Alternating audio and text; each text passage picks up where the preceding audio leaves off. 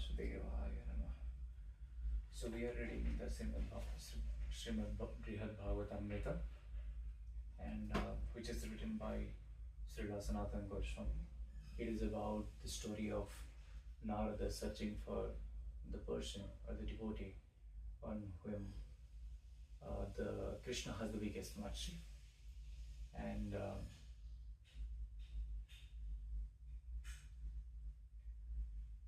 on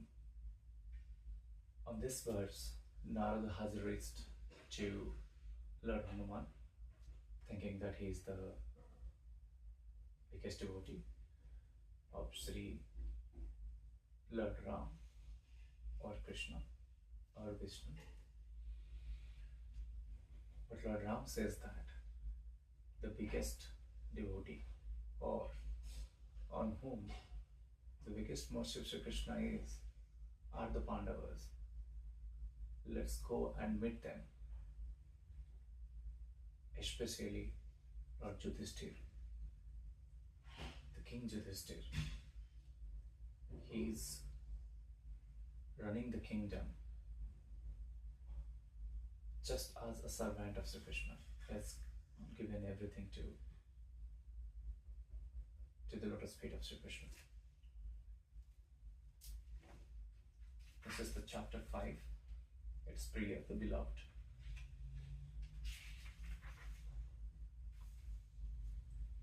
Sri Parikshita said, Sri Narada, beside himself with joy, arrived dancing at the kingdom of the Kurus and rest into their capital city. Dharmaraj Yudhishthir was just then consulting his inner circle about how to Sri Krishna by bringing him on the pretext of some sacrifice or calamity. When the king heard that the great sage was at door, he at once stood up with his brothers, mothers, and wives. As Yudhishthira eagerly rushed forward to meet him, Narada came close and bowed down. Yudhishthira brought him into the assembly hall and with some effort made him accept a seat of honor.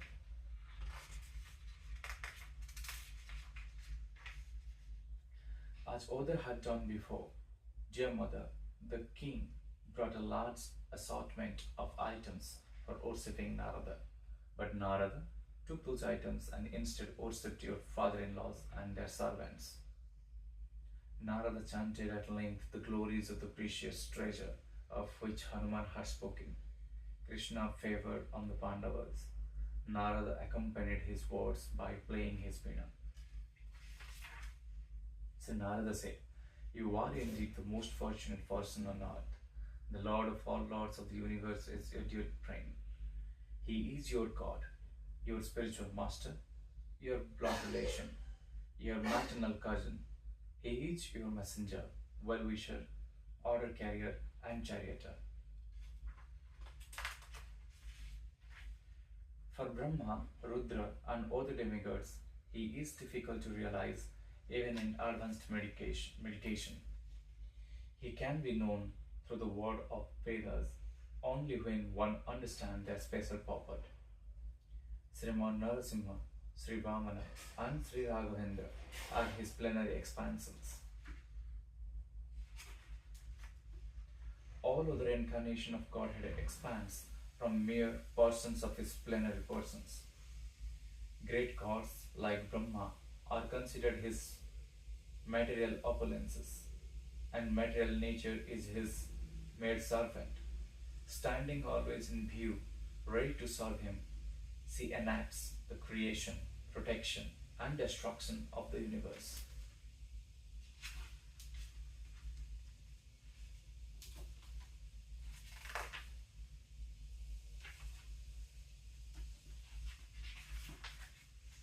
When Brahma and other demigods responded to the lamenting Mother Earth, together they all stood on the shore of milk ocean, observing strict vows. They recited prayers and worshipped the Supreme Lord, meditating with full concentration. Nonetheless, they were unable to obtain his favor. Brahma then perceived in his heart the Lord's command, which he heard as an unembodied voice in the sky. He repeated that command to the demigods, and they all became satisfied. Only in some confidential meeting did wise sages like Garga devils who Krishna really is. He who the personality of Godhead Narayana only partly equals, no one else even coming close. Thus, we hear of Sri Krishna's presence in Mathura city as the deity called Dirgha Vishnu, Mahahari, Mahavishnu, and Mahanarayana.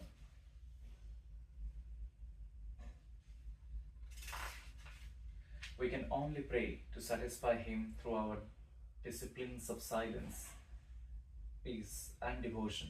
But being naturally satisfied with you, he has even submitted himself to your control.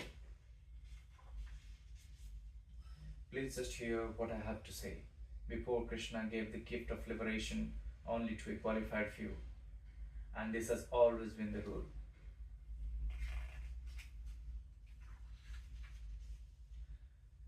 Kalanemi, Hiranyaksha, Hiranyakashipu, Ravana, Kumbhakarna, and others were killed by the Supreme Lord, but none of them received liberation.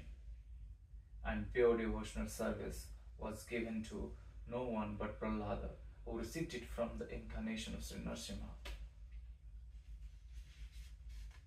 Later, the incarnation Lord Raghavendra bestowed pure devotion upon a few: Guha, Guha, Hanumana, Jambavana, Vibhishana, Dasaratha, and the blessed Sugriva. But in relation to those devotees, we never hear of prema, the utmost stage of pure devotion. But now, so many persons have been granted liberation, made devotees, and filled with pure prema, all by your maternal cousin.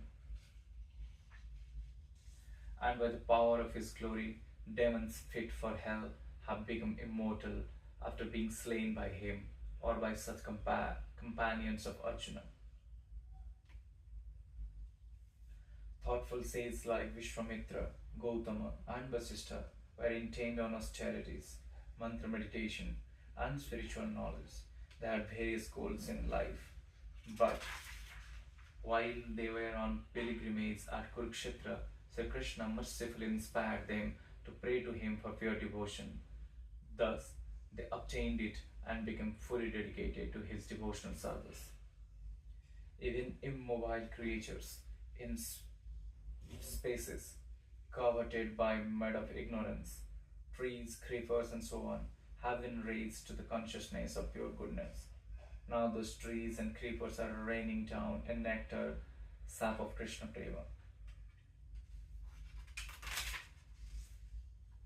O Krishna's brother, how can the infinite wonder of his bodily beauty, his effulgence, his charm be properly described? Features so attractive have never been seen in anyone else. Those unprecedented, attractive features of Krishna leave one struck with amazement.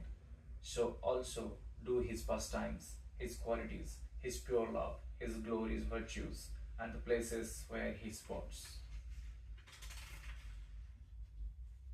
I think that had he not descended in his own original form, the world would never have known his true identity as the personality of Godhead. Now, his identity as God has been shown, but he has appeared in all his splendor, adorned with his unique glories and the very wonder of his charming sweetness. We speak of Krishna's kindness, but even the punishments he metes out are worthy of praise. To this, there have been many witnesses, including Kansa, Kaliya, Putana, and in more distance past, Bali and others.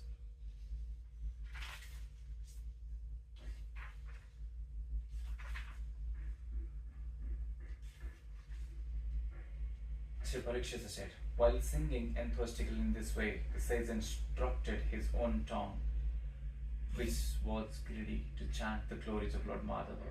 Oh, you are too busy talking about the greatness of our master. To stop that tongue, he then seized it with his teeth.